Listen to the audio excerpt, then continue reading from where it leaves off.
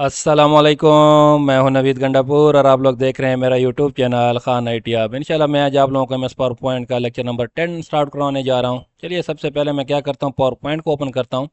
मैंने power point की एक फ़ाइल पहले से ओपन की हुई है और इस फाइल में मैंने एक टेबल बनाई हुई है। अच्छा, पिछले लेक्चर में मैंने आप लोगों को डिज़ाइन टैब पूरा कंप्लीट करवा लिया था। आज हम लेआउट टैब पर आते हैं। ठीक है, लेआउट टैब में हमारे पास आप जब भी कोई टेबल इंसर्ट करते हो तो आपके पास एक डिज़ाइन टैब और एक लेआउट टैब ओपन हो जाता है। ठीक है, ये टेबल के साथ इसका ताल्लुक। अगर टेबल के बाहर मैं क्लिक करता हूँ तो वो देखें गायब हो जाते हैं। अगर आप टेबल के ऊपर क्लिक करोगे तो आपके पास डिज़ाइन टैब और लेआउट टैब हो जाता है। डिज़ाइन टैब हमने पिछले लेक्चर में क्लियर कर लिया था, आज हम लेआउट टैब को करते हैं। लेआउट टैब में देखें मैंने एक टेबल पहले से ऑलरेडी बना चुकी है ताकि हमारा टाइम कंज्यूम ना हो। इसमें हमारे पास सबसे पहला ऑप्शन क्या आ जाता है, सेलेक्ट का। सेलेक्ट का ऑप्शन आपके पास कैसे होगा, जब आप टेबल के अंदर क्लिक करेंगे। ठीक है, टेबल के अंदर मैंने क्लिक किया और ये देखें पहला पहला हमारे पास ऑप्शन क्या है, सेलेक्ट टेबल। सेलेक्ट टेबल में आप लोग देख लें हमारे पास पहले पहले क्या आ जाता है, सेलेक्ट टेबल। अगर आपने टेबल को सिलेक्ट करना है तो आप लोग यहाँ पर क्लिक करेंगे, लेकिन यहाँ पर देखें हमारे पास ये पहले से ही एक्टिव होता है। ठीक हो गया ना, ये हमारे पास क्या है, पहले से ही एक्टिव ठहरा होता है। मैं थोड़ा जूम करके आप लोगों को दिखा देता हूँ। ये देख लें, ये जो बाकी सिलेक्ट कॉलम सेलेक्ट रो हैं, ये देखें ये पीछे एक्टिव नहीं ठहरे हुए, लेकिन ये पहले से ही एक्टिव ठहरा हुआ है क्योंकि हमारे पास ऑटोमेटिकली क्या होती है, टेबल सेलेक्ट ही होती है, इसलिए ये पहले से एक्टिव होता है। अगर मैं इसको कहीं पर क्लिक कर भी लूँ तो आप लोग देखें टेबल सेलेक्ट है, मैं इसके ऊपर क्लिक कर भी लूँ कोई भी फ़र्क आपको शो नहीं होगा क्योंकि हमारे पास टेबल ऑलरेडी ये देखें पहले से ही सिलेक्ट ठहरी होती है। ओके, फिर हमारे पास आ जाता है सिलेक्ट कॉलम। सिलेक्ट कॉलम का क्या मतलब है, देखो अब मैं जिस रो के ऊपर या कॉलम की, देखो इस कॉलम के ऊपर मैंने, ये हमारे पास क्या है, कॉलम है, यहाँ पर मेरे पास क्लिक है और मैं यहाँ पर आता हूँ सिलेक्ट कॉलम पे क्लिक करता हूँ तो ये देखें पूरी की पूरी कॉलम मेरे पास क्या हो गई, सिलेक्ट हो गई। ओके, फिर हमारे पास दूसरे नंबर पे क्या आ जाता है, सिलेक्ट रो। अब मेरा क्लिक कहाँ पर है, यहाँ पर मेरा क्लिक किया तो देखना यही रो आपके पास क्या हो जाएगी, सिलेक्ट हो जाएगी। ये देखें सिर्फ यही रो आपके पास क्या हो गई, सिलेक्ट हो गई। ओके, अच्छा नेक्स्ट ऑप्शन हमारे पास क्या है, view grid line. Grid line हमारे पास क्या होती हैं, ये आपके पास ये जो आपके पास ये लाइनें, बॉर्डर लाइनें आई हुई हैं, इनको हम ग्रिड लाइन कहते हैं।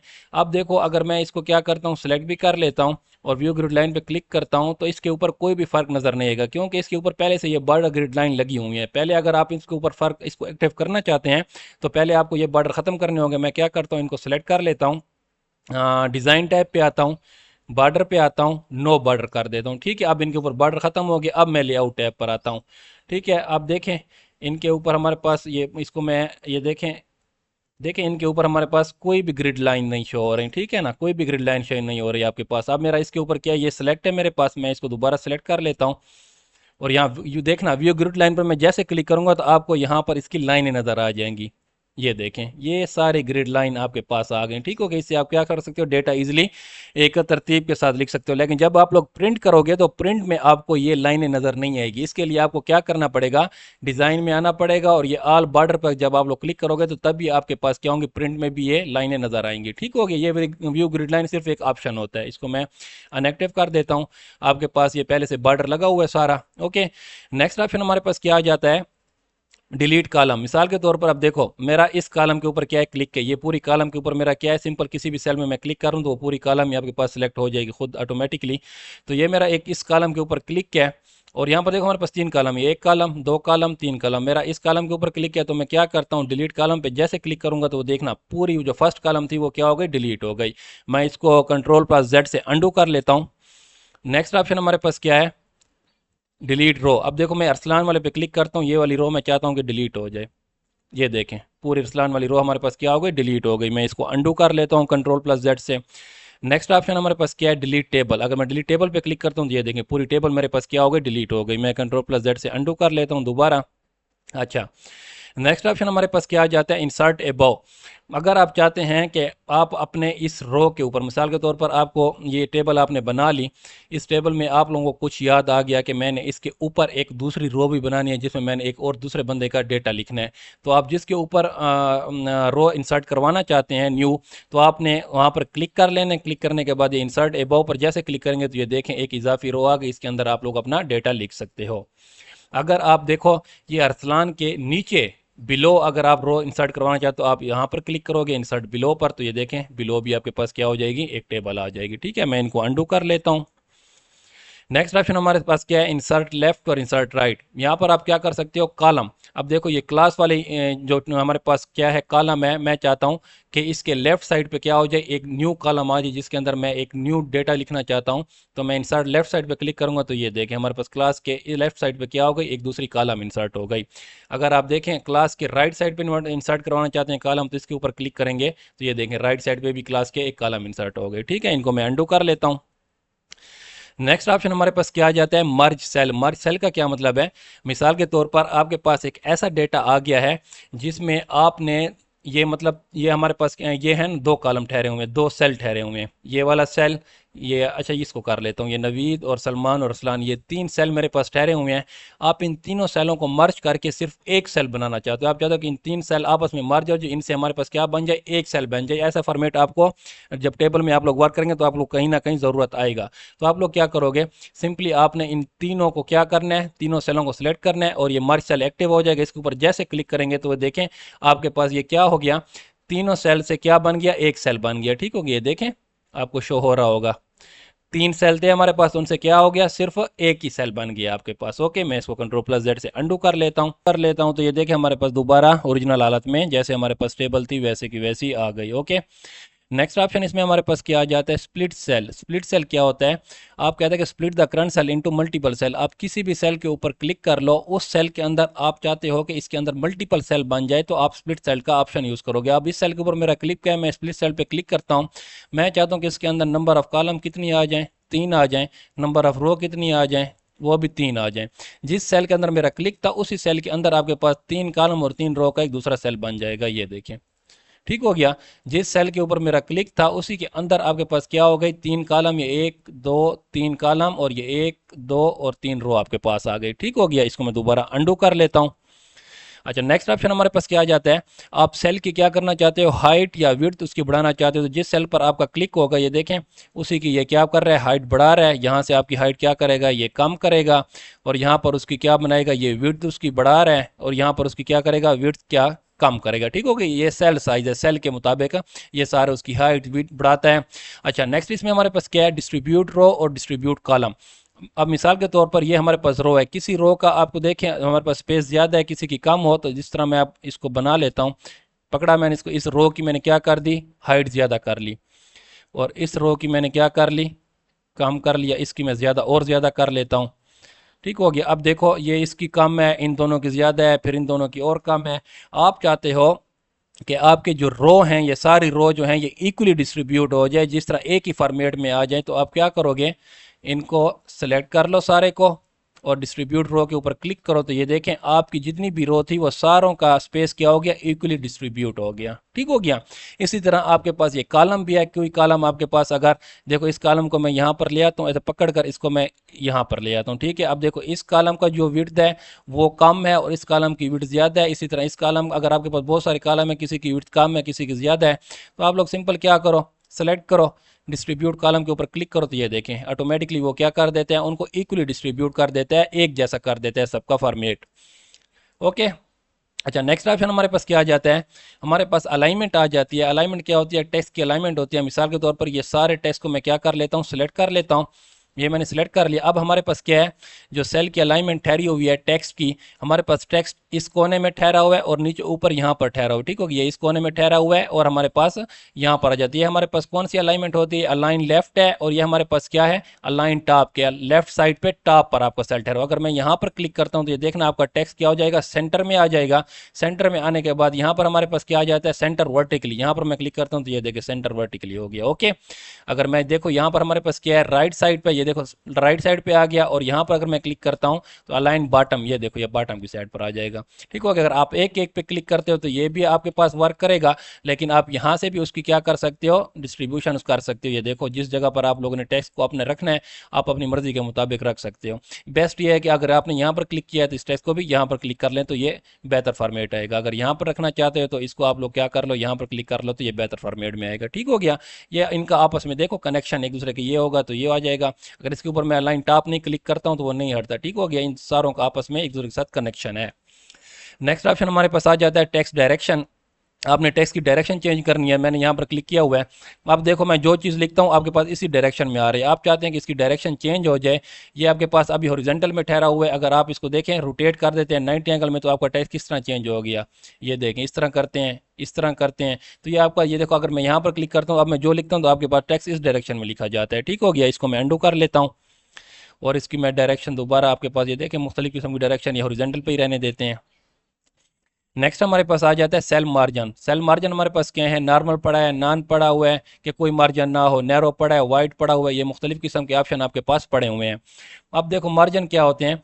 मिसाल के तौर पर हमारे पास ये सेल ठहरा हुआ है, अब इस सेल के आप लोग देखें, ये जो साइड पे थोड़ी सी जगह आपके पास खाली ठहरी हुई है और ऊपर थोड़ी सी स्पेस खाली ठहरी हुई है और इस तरफ थोड़ी स्पेस, और यहाँ पर आप टेक्स्ट लिखोगे ना, अब यहाँ पर देखो मैं ये टेक्स्ट लिख रहा हूँ, तो ये टेक्स्ट देखें फुल उतने तक नहीं जाता, ये मैं क्लिक करता हूँ ये वाली जगह इसकी खाली आ जाती है, ये मार्जिन। जिस तरह आपके पास एक पेपर होता है ना, आप कोई पेपर लिखते हो तो उसके चारों तरफ आप क्या लगा लेते हो, लाइनें लगा देते हो कि मेरा टेक्स्ट क्या हो इसी के अंदर आए, इन लाइनों से बाहर ना आ जाए। इसी तरह ये जो सेल होता है, इस सेल के चारों तरफ आप मार्जिन देना चाहते हो कि हमारा टेक्स्ट इसी के अंदर आए, तो आप लोग इस ऑप्शन पे आएंगे। ये सेल मार्जिन हमारे पास ठहरा हुआ है। अब मैं क्या करता हूँ, मिसाल के तौर पर मैं इस सेल का साइज़ थोड़ा बड़ा कर लेता हूँ, इसका साइज़ मैंने बड़ा कर लिया।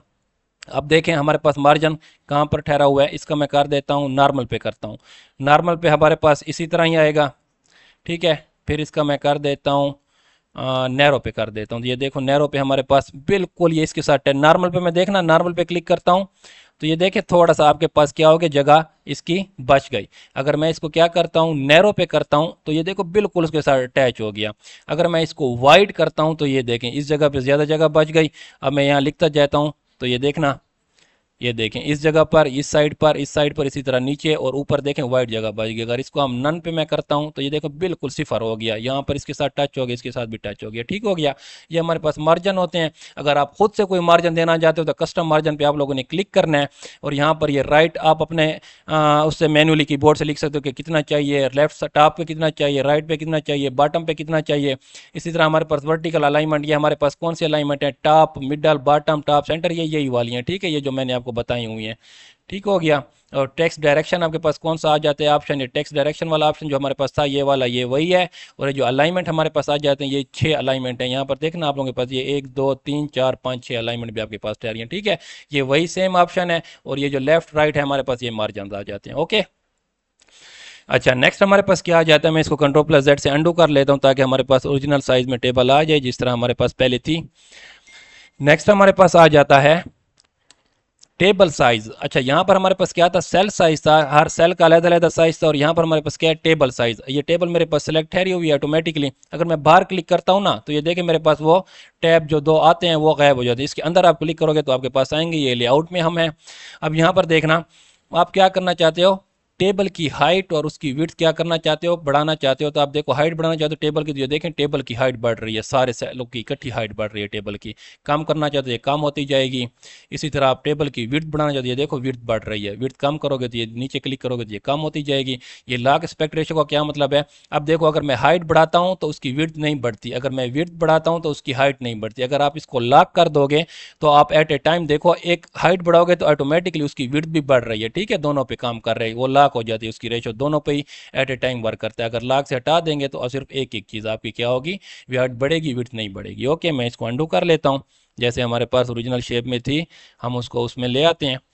अच्छा नेक्स्ट ऑप्शन हमारे पास क्या आ जाता है, ब्रिंग फॉरवर्ड और ब्रिंग टू फ्रंट। ये क्या चीज़ होती है, अब हमारे पास एक टेबल, इस टेबल का साइज में क्या कर लेता हूँ, थोड़ा सा कम कर लेता हूँ। एक दूसरी टेबल इंसर्ट पे आता हूँ, टेबल पे आता हूँ, एक दूसरी टेबल मैंने इंसर्ट कर ली और इसको मैंने यहाँ इसके सामने रख दिया, इस टेबल को मैंने इसके सामने रख दिया, लेआउट पे आ जाता हूँ। ब्रिंग फॉरवर्ड का क्या मतलब, अब ये पीछे वाली टेबल मैं क्या करता हूँ, ये पीछे वाली टेबल मेरे पास क्या है, सेलेक्ट है और उसके सामने एक दूसरी टेबल ठहरी हुई है। ठीक है, ये टेबल मैंने ऐसे छोड़ी हुई, इसके अंदर कोई डेटा नहीं लिखा हुआ, आप लोग कुछ भी लिख सकते हो। ब्रिंग फॉरवर्ड का क्या मतलब है, ब्रिंग फॉरवर्ड का मतलब है कि ये पीछे वाली टेबल क्या आ जाए, इसके सामने आ जाए। देखो मैं इसके ऊपर क्लिक करूंगा तो ये देखें ये वाली टेबल हमारे पास इसके सामने आ गई, वो पीछे चली गई, ये देखें। ठीक हो गया। अगर मैं क्या करता हूँ, इसको सेंड बैकवर्ड करता हूँ तो ये देखें पीछे चली जाएगी उसके। ठीक हो गया, फॉरवर्ड करोगे तो उसके आगे आ जाएगी और बैकवर्ड करोगे तो उसके पीछे चली जाएगी। लेकिन इसमें हमारे पास क्या है, ब्रिंग टू फ्रंट, और एक हमारे पास ठहरा हुआ है सेंड टू बैक। इसका क्या मतलब है, इसके लिए मैं और टेबल भी इंसर्ट कर लेता हूँ ताकि आप लोगों को अच्छी तरह से क्लियर हो जाए। ये तीसरी टेबल भी मेरे पास आ गई, इसका डिज़ाइन मैं कुछ और कर लेता हूँ। ये 3 टेबल आ गए हमारे पास, ठीक हो गया। ये एक हमारे पास पीछे ये ठहरी हुई है, एक ये उसके आगे ठहरी, उसके आगे ये ठहरी। अगर मैं पीछे पीछे वाली को क्या कर लेता हूँ, सेलेक्ट कर लेता हूँ। सेलेक्ट करने के बाद लेआउट पे आता हूँ। अब यहाँ पर देखो ये ब्रिंग फॉरवर्ड पर अगर मैं क्लिक करूंगा तो ये जो टेबल है हमारे पास एक स्टेप आगे आएगी, इस नीली वाली टेबल के आगे आ जाएगी, ये सब्ज वाले के आगे नहीं आएगी, ठीक होगी। ये ब्रिंग फॉरवर्ड करता हूँ तो इसके आगे आएगी। अगर मैं करता हूँ bring to front, bring to front करूंगा तो ये जो हमारे पास लास्ट में टेबल ठहरी है, चाहे उसके सामने 10 टेबलें भी ठहरी हों, वो सबसे आगे आ जाती है। देखो ब्रिंग टू फ्रंट पे मैं क्लिक करता हूं तो ये देखें ये टेबल हमारे पास क्या हो गई, सबसे आगे आ गई, ठीक हो गया। इसी तरह अगर मैं इसको क्या करता हूं, सेंड बैकवर्ड करूंगा तो ये देखें एक स्टेप पीछे जाएगी, मतलब सब वाली टेबल के पीछे जाएगी, नीली वाली उस ठहरी होगी। अगर मैं send backward, send to back पे क्लिक कर देता हूं तो ये क्या हो जाएगी, फ्रंट वाली टेबल हमारे पास सबसे पीछे चली जाएगी, ठीक हो गया। सेंड टू बैक करता हूं तो ये देखें सबसे पीछे चली गई। अगर मैं ब्रिंग फॉरवर्ड करता हूं तो ये देखें एक स्टेप हमारे पास क्या आएगी, आगे आएगी। ये ब्रिंग फॉरवर्ड पे मैं क्लिक करता हूं तो ये एक स्टेप हमारे पास आगे आई ठहरी हुई है, ये ठीक हो गया। ये हमारे पास अगर इसको मैं ये फ्रंट वाली को मैं सिलेक्ट कर लेता हूँ, इसको मैंने सिलेक्ट किया। अब मैं क्या करता हूँ, इसको सेंड टू बैक कर देता हूँ, ये सबसे पीछे चली जाएगी, ठीक हो गई। देखें आगे हमारे पास ये वाली आई ठहरी हुई है और मेरे पास पीछे वाली सेलेक्ट हो गई, ये वाली मैं सेलेक्ट कर लेता हूँ। ये टेबल आगे हमारे पास ये आ गई है, फिर उसके बाद मेरे पास ये टेबल आ गई है, उसके पीछे ये आई हुई है, ठीक हो गया। इसी तरह ये दोनों ऑप्शन आपके पास वर्क करते हैं। अच्छा, फिर हमारे पास क्या आ जाता है, सिलेक्शन पेन। सिलेक्शन पेन पर मैं क्लिक करता हूँ तो सिलेक्शन पेन में हमारे पास क्या होते हैं, जितने भी आप लोगों ने टेबल वगैरह इंसर्ट किए होंगे आप उनको वन बाय वन भी हाइड कर सकते हो। ये देखो मैं हाइड कर रहा हूँ उनको, आंख पर क्लिक करोगे तो हाइड हो जाएगी, दोबारा क्लिक करोगे तो वो आपके पास ऑन हो जाएगी। अगर आप चाहते सारे इकट्ठे हाइड हो जाए तो ये देखिए इसे सारे इकट्ठे हाइड हो जाएंगे, दोबारा शो ऑल करना चाहते तो ये शो ऑल भी हो जाएंगे, ओके। फिर टेबल पे क्लिक करते हैं हम लोग। नेक्स्ट ऑप्शन हमारे पास क्या आ जाता है, अलाइनमेंट। अलाइनमेंट क्या करता है, मैं इसको अंडू कर लेता हूँ ताकि हमारे पास ओरिजिनल जिस तरह पहले एक ही टेबल थी उसमें ही आप लोगों को क्लियर हो जाए।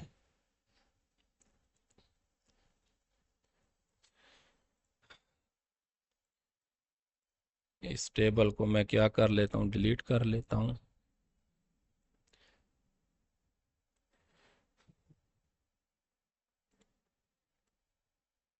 ये एक टेबल हमारे पास ठहरी हुई है, इसको मैं ऊपर ले आता हूँ। अब लेआउट पे आ जाते हैं, अलाइन पर आ जाते हैं। अलाइन का क्या मतलब है, अलाइन लेफ्ट करूंगा तो ये देखें हमारे पास टेबल लेफ्ट साइड पे चली जाएगी। सेंटर करूंगा तो ये सेंटर में आ जाएगी। राइट साइड पे करूंगा तो राइट साइड पे आ जाएगी। टॉप पर देखो तो ये टॉप पर आ जाती है। इसी तरह ये मिडल करोगे तो मिडल में चली जाएगी, बॉटम करोगे तो ये बॉटम में चली जाएगी, ठीक हो गया। ये सारे ऑप्शन थे। फिर हमारे पास क्या है, डिस्ट्रीब्यूट हॉरिजॉन्टली और डिस्ट्रीब्यूट वर्टिकली। इसका क्या मतलब है, इसके लिए हमें दो टेबलों की ज़रूरत होगी। ये एक टेबल होगा, इसका साइज़ मैं क्या कर लेता हूँ, थोड़ा सा कम कर लेता हूँ। और ये एक दूसरी टेबल, एक्स वाई जेड कोई भी टेबल आप उठा सकते हो, इसका साइज़ भी मैं क्या कर लेता हूँ, कम कर लेता हूँ, ठीक हो गया। ये हो गई। एक तीसरी टेबल भी मैं इंसर्ट कर लेता हूँ, ये टेबल भी मेरे पास आ गई। इसका डिज़ाइन मैं चेंज कर लेता हूँ। यहाँ पर आया, इनका साइज़ थोड़ा कम कर लेते हैं ताकि स्लाइड के अंदर आ जाएं। ये 3 टेबल मेरे पास ठहरी हूँ। मैं लेआउट पे आ जाता हूँ दोबारा। अब आप देखो ये वाली टेबल और ये वाली टेबल, इन दोनों के दरमियान क्या है, फासला बहुत कम है। और इस टेबल और इस टेबल के दरमियान क्या है, डिस्टेंस बहुत ज़्यादा है। आप चाहते हैं कि ये हमारे पास ये हॉरिजॉन्टली में ठहरे हुए हैं, इनका डिस्टेंस क्या हो जाए, इक्वली डिस्ट्रीब्यूट हो जाए। तो मैं ये क्लिक करता हूँ, दरमियान वाली पे अलाइनमेंट पे आता हूँ, डिस्ट्रीब्यूट हॉरिजॉन्टली पे मैं क्या करूँगा, सिंपल क्लिक करूँगा तो ये देखें आप, इनके पास क्या हो जाए, हॉरिजॉन्टली ये डिस्ट्रीब्यूट हो गया, इनका डिस्टेंस ठीक हो गया। इसी तरह वर्टिकली में क्या होगा, आपके पास क्या होगा, वर्टिकली में अगर आपके पास टेबल ठहरी हुई है, ये एक टेबल हो गई। अगर इस टेबल का साइज़ बहुत बड़ा है तो इसलिए ये, इसी तरह इस टेबल को हम उठाकर इसके नीचे रखते हैं। लेकिन सब बार एक दूसरी कर लेता हूँ, उसमें हमारे पास डेटा लिखा हुआ है तो इस वजह से वो ज़्यादा वो हो जाती है। ये छोटी सी टेबल आ गई। अब देखते हैं, अब देखो इन दोनों के दरमियान फासला बहुत कम कर लेते हैं और इसको मैं रख देता हूँ यहाँ पर। इसके दरमियान हमारे पास फासला क्या है, ये दरमियान वाली मैंने सेलेक्ट कर ली, लेआउट पे आया, अलाइनमेंट पे आया, डिस्ट्रीब्यूट वर्टिकली पे मैं क्या करता हूँ, क्लिक करता हूँ तो ये देखिए हमारे पास क्या हो गया, इक्वली ये हमारे पास क्या हो जाती हैं, डिस्ट्रीब्यूट हो जाती हैं, ठीक हो गया। इसी तरह हमारे पास क्या हो जाएगा, जिस तरह हमारे पास वर्टिकली और हॉरिजॉन्टली में डिस्ट्रीब्यूट है, इसी तरह वर्टिकली में भी ये क्या हो जाते हैं, इक्वली डिस्ट्रीब्यूट हो जाते हैं। इसको मैं दोबारा एक बार आपको दोबारा करके दिखा देता हूँ। इसको मैंने यहाँ पर रख लेता हूँ और इसको हम क्या कर लेते हैं, थोड़ा सा इसके साथ अटैच कर देते हैं। ये मेरे पास सेलेक्ट है, अलाइनमेंट पे आया, डिस्ट्रीब्यूट वर्टिकली पे क्लिक करता हूँ तो ये हमारे पास यूक्लिड डिस्ट्रीब्यूट हो जाती हैं। ठीक हो गया। नेक्स्ट ऑप्शन हमारे पास क्या आ जाता है, align to slide. Align to slide के ऊपर क्या है, क्लिक ठहरा हुआ है, इसलिए ये क्या होते हैं हमारे पास, ये जो अलाइनमेंट हो रही होती है, जिस टेबल को मैं सेलेक्ट करता हूँ तो ये देखो, इसको मैं लेफ्ट साइड सेंटर पे ले आऊँ या लेफ्ट साइड पे ले आऊँ, तो ये हमारे पास ये जो स्लाइड होती है, इस स्लाइड के आसपास क्या होते हैं, अलाइन हो रहे होते हैं। ठीक हो गया, इसका ये ऑप्शन का मतलब है। अगर ये हमारे पास अलाइन सेलेक्टेड ऑब्जेक्ट ठहरा होता तो ये हमारे पास क्या होते हैं, ये जो कोई अगर दूसरा ऑब्जेक्ट हमारे पास होता है, शेप वगैरह होते, पिक्चर वगैरह होते, तो उसके ये अलाइनमेंट होते। ये हमारे पास अब क्या हो रहा है, स्लाइड के इस जिस तरफ लेफ्ट साइड पे ले जाऊँ, राइट साइड पे ले जाऊँ, या टॉप या मिडल या बॉटम, ये हमारे पास क्या होते हैं, उसके अलाइन हो रहे होते हैं। ठीक हो गया। इसको मैं लेफ्ट साइड पे ले जाता हूँ, ये हमारे पास सेलेक्ट नहीं ठहरी हुई, किधर ठहरी हुई, इसको ही कर लेते हैं। अब ये टेबल हमारे पास ठहर है, इसको मैं क्या करता हूँ, लेफ्ट साइड पे ले जाता हूँ, ये देखें लेफ्ट साइड पे आ जाती है। अगर राइट साइड पे लिया तो राइट साइड पे, ये देखो ये स्लाइड के अलाइन हो रही है। अगर हमारे पास ये ऑप्शन सेलेक्टेड होता, ऑब्जेक्ट के अलाइन होता, तो फिर ये क्या होता, कोई ऑब्जेक्ट यहाँ पर ठहरा होता तो वो ऑब्जेक्ट के अलाइन होता। ठीक हो गया। लेकिन हमारे पास ये ऑप्शन यहाँ पर एक्टिव नहीं होता, क्योंकि हमारे पास ये टेबल है, टेबल के बाहर अगर जैसे हम क्लिक करते हैं तो हमारे पास वो ऑप्शन ही गायब हो जाता है। ये वाले ऑप्शन जो हमारे पास ठहरे हुए हैं अगले, ग्रुप और रोटेट, ये हमारे पास क्या होते हैं, पावर पॉइंट में इन्होंने बस फॉर्मेट दिए हुए हैं यहाँ पर, लेकिन इनका टेबल के अंदर इनका कोई वर्क नहीं है। ये जब आप लोग कोई ऑब्जेक्ट, पीछे मैंने डिज़ाइन में टैब में आपको समझाया था, डिज़ाइन टैब में भी हमारे पास, डिज़ाइन में नहीं था मेरे ख्याल में, और हाँ उसमें था, शेप में था, जब हम शेप इंसर्ट करते तो उसमें ये ऑप्शन वर्क करते हैं। ठीक है, मैं आपको दोबारा भी करके दिखा देता हूँ। मैं कंट्रोल प्लस एन से न्यू स्लाइड लेता हूँ, यहाँ पर मैं क्या कर लेता हूँ, शेप ड्रा कर लेता हूँ कोई, ये एक शेप हो गई, दूसरी ये वाली शेप कर लेता हूँ, तीसरी हमारे पास ये वाली शेप हो जाएगी। अब देखो फॉर्मेट पे आता हूँ, अब देखो शेप पर जैसे ही हमारा क्लिक होता है फॉर्मेट टैब ओपन होता है। फॉर्मेट टैब में भी हमारे पास देखें वो अलाइन ठहरा हुआ है, और ग्रुप भी ठहरा हुआ है, रोटेट भी ठहरा हुआ है। ठीक हो गया।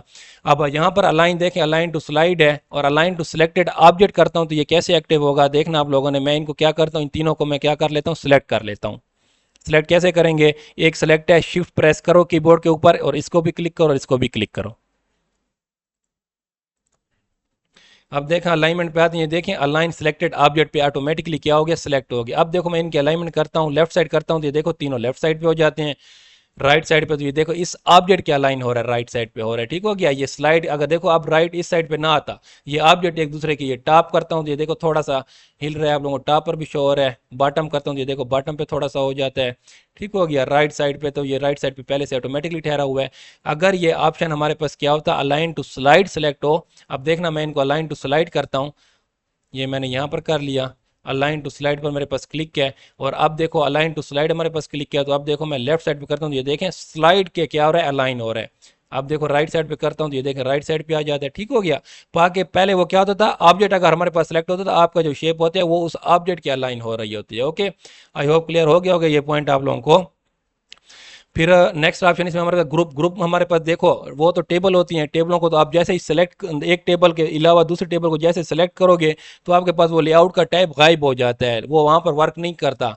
यहाँ पर हमारे पास फॉर्मेट में शेप हो या पिक्चर हो तो उनको आप ग्रुप बना सकते हो। ग्रुप क्या करते हैं, आप चाहते हो को हमारे पास ये तीनों जो शेप ठहरे हैं या तीन पिक्चर ठहरे हुए हैं, इन तीनों को हम इकट्ठे एक जगह से दूसरी जगह ले जाएं, तो आप तीनों को सेलेक्ट कर लो पहले शिफ्ट के साथ। ये मैंने सेलेक्ट कर लिया। अब देखें ये ग्रुप एक्टिव हो गया, इनका मैं क्या कर लेता हूँ, ग्रुप बना लेते हैं। तीनों का देखो ग्रुप बन गया, आप तीनों को इकट्ठे एक जगह से दूसरी जगह ले जा सकते हो। इनको ग्रुप को खत्म करना है तो ये देखो अनग्रुप पर क्लिक करोगे तो ये अनग्रुप हो जाएंगे। अगर चाहते हैं दोबारा ग्रुप बन जाए तो री ग्रुप पे क्लिक करोगे, दोबारा ग्रुप बन जाएगा। ओके, मैं इनको अनग्रुप कर देता हूँ। फिर इसको मैंने सेलेक्ट किया, ये रोटेट का ऑप्शन है। रोटेट का ऑप्शन क्या करते हैं, ये देखो आपके, इसको मैं सेलेक्ट कर लेता हूँ, ये रोटेट करते हैं आपकी पिक्चर को, ये देखें। ठीक हो गया। आप चारों तरफ साइडों से आप अपनी पिक्चर को क्या कर सकते हो, या शेप को रोटेट कर सकते हो। ओके, यही आपके पास वहाँ पर ऑप्शन आते हैं। ये टेबल पे अगर मैं आता हूँ तो टेबल के ऊपर ये वाले ऑप्शन जो होते हैं ग्रुप और रोटेट, ये वर्क नहीं करते, क्योंकि आपके पास ये टेबल है, टेबल में ये काम नहीं करते, बस वो फॉर्मेट की वजह से उन्होंने दिया हुआ है। अगर आप इनको भी, इस टेबल को भी आप क्या कहना चाहते हो कि मैं इनको भी रोटेट करूँ या ग्रुप करूँ, तो आप लोग क्या करोगे, किसी भी सॉफ्टवेयर के ज़रिए आपके पास जो टेबल बनी हुई है उसका स्क्रीन शॉट वो करें, कैप्चर करें, उसको पिक्चर में कन्वर्ट कर लें। फिर आप जब इंसर्ट करोगे तो फिर आप लोग क्या कर सकते हो, अपनी टेबल को भी रोटेट कर सकते हो, जैसे मैंने पीछे शेप को रोटेट करके आपको दिखाया। ओके हो गया। आज आपका क्या हो गया, लेआउट टैब भी कंप्लीट हो गया। ये टैब आप लोगों को अगर कोई भी चीज़ समझ नहीं है तो आप लोग कमेंट में मुझे दोबारा पता कर सकते हैं। इंशाल्लाह मिलते हैं नेक्स्ट वीडियो में नेक्स्ट लेक्चर के साथ। खुदा हाफिज़।